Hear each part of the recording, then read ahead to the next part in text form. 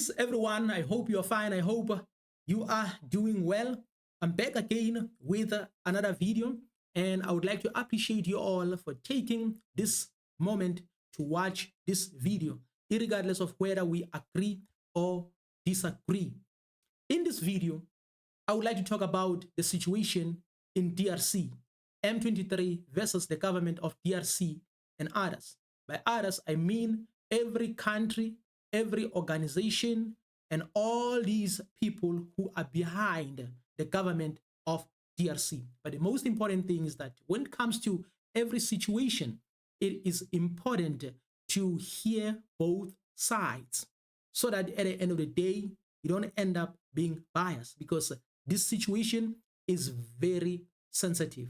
And again, at the same time, I would like to acknowledge that there are South African soldiers who have died in the process of maybe bringing peace, because this is what they are telling us. And the soldiers in other countries, and again, probably there are many soldiers of M23 who have passed away as well. I would like to send my condolences to all those soldiers, because truly speaking, we shouldn't be finding ourselves dealing with this situation. So as I've said, that even in a court of law, a judge has a responsibility to hear the side of a plaintiff and a side of a defendant as well, so that at the end of the day, we can judge accordingly.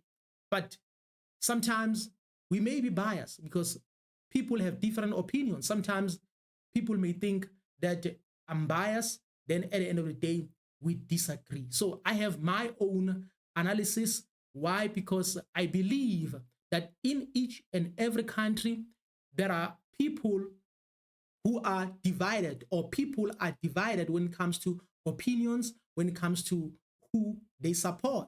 Because even here in South Africa, there are many people who are comfortable to be led by President Cyril Ramaphosa, irregardless of high unemployment rate, irregardless of load shedding, irregardless of other challenges. In other words, they are like, but we are still doing better.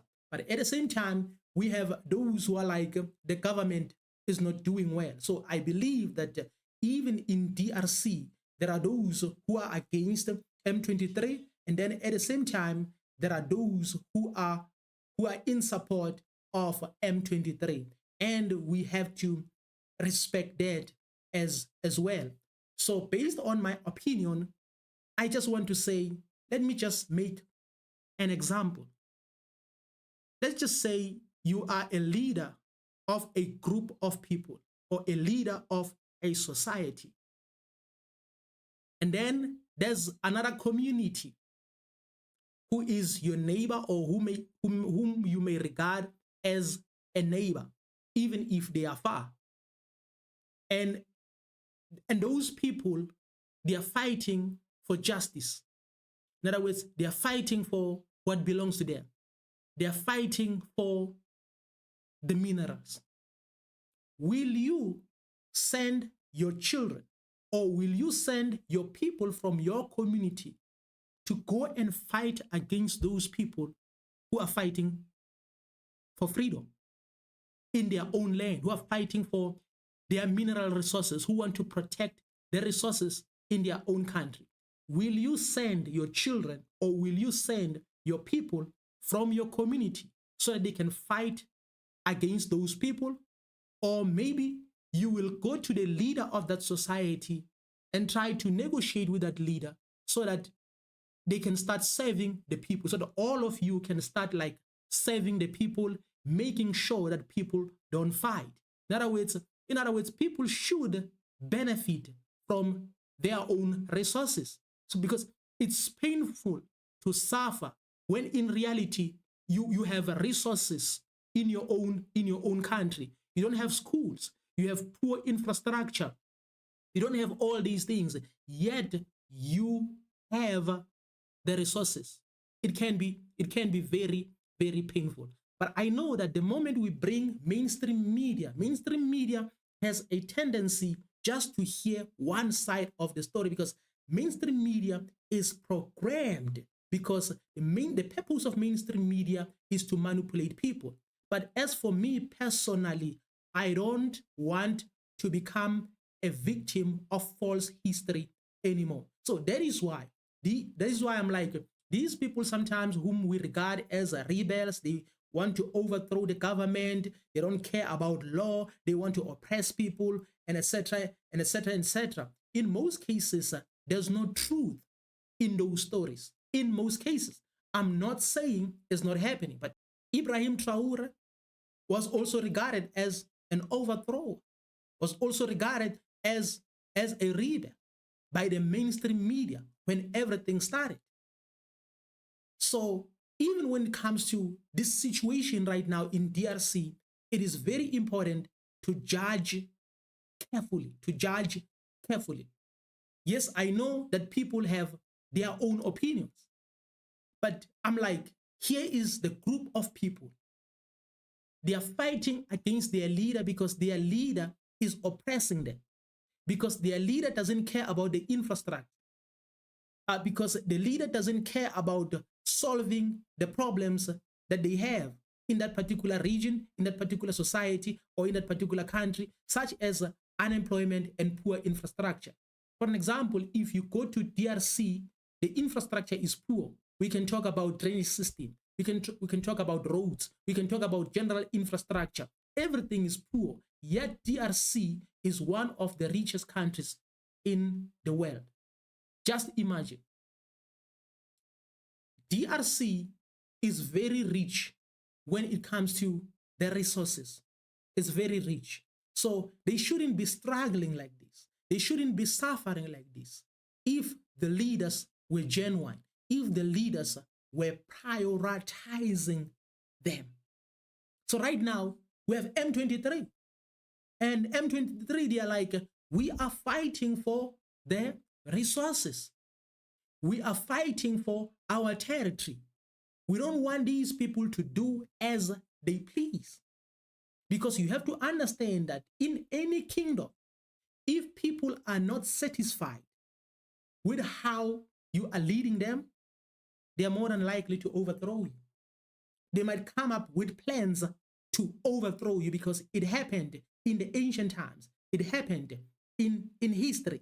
So we have to acknowledge that these people are like, now is time for us to fight for what belongs to us. So by so doing, then they will have to go through this process of overthrowing.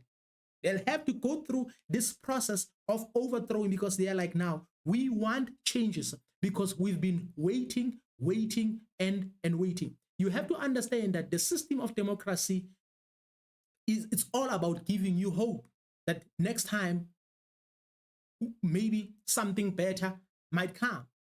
Next time, let's hope, maybe in 2027, maybe in 2028, maybe in 2030, maybe in 2035. So in the countries like DRC, this thing has been happening since maybe, like for an example, 100 years ago. They've been hoping like maybe something will get better. Maybe the changes will happen. But at the end of the day, nothing is happening. Even Patrice Lumumba was deleted at some point.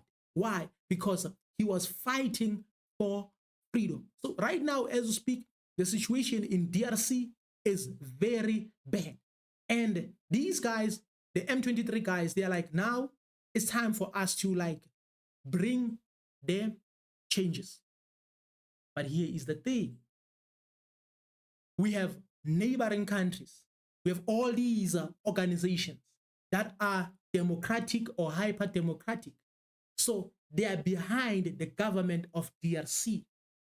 So you ask yourself, why? So based on history, you have to know that DRC is very rich when it comes to mineral resources. So in other words, they are looking for those resources. This is what they should be doing. In other words, they should just confront their friend, which is the leader of DRC. They have to talk to him. Like, you have to bring law and order. In other words, you have to make sure that the children of, of DRC, or the people of DRC, are included in their economy. They have a say and they are also benefiting.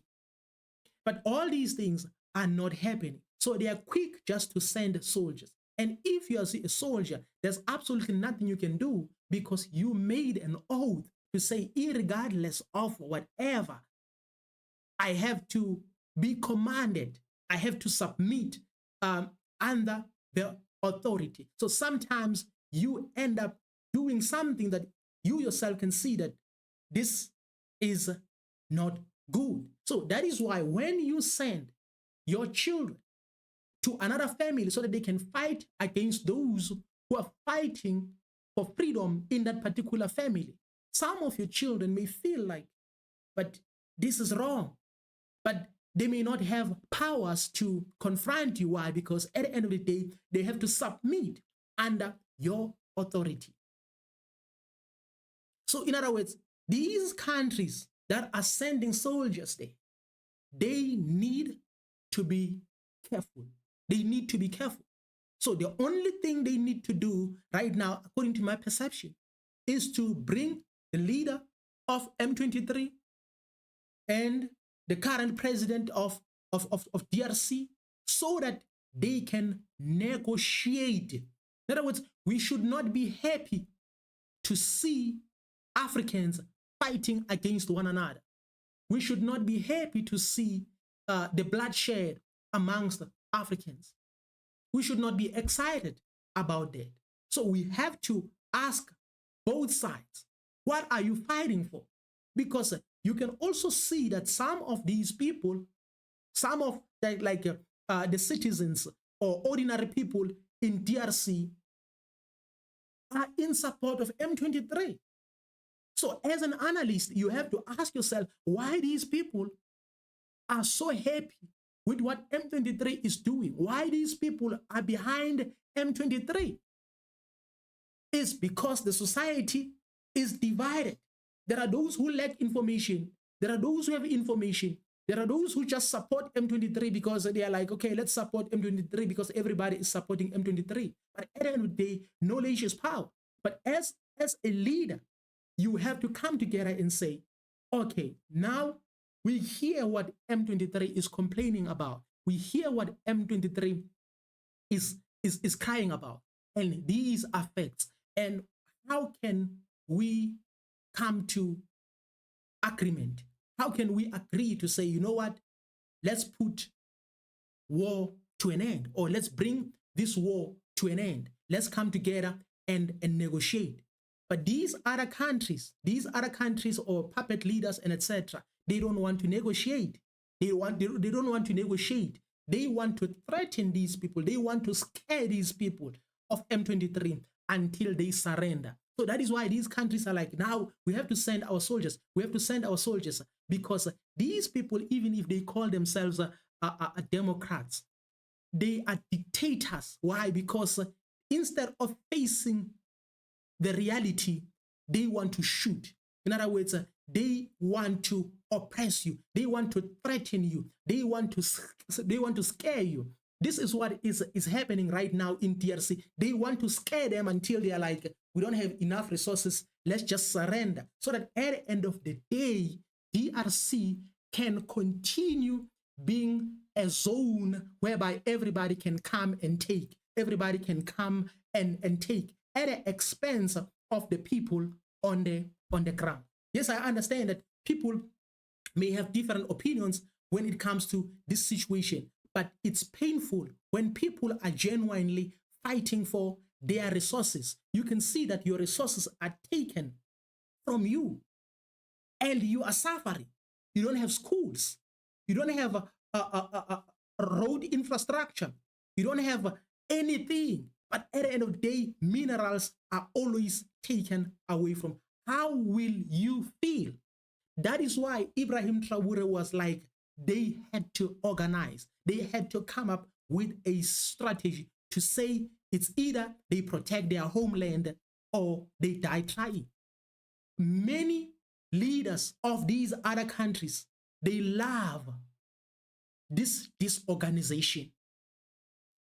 they like this disorganized situation which is happening in DRC so that they can take and take and take. So right now, we have arrived in a situation, or we have come to a situation whereby we have black people who are in support of the colonialists.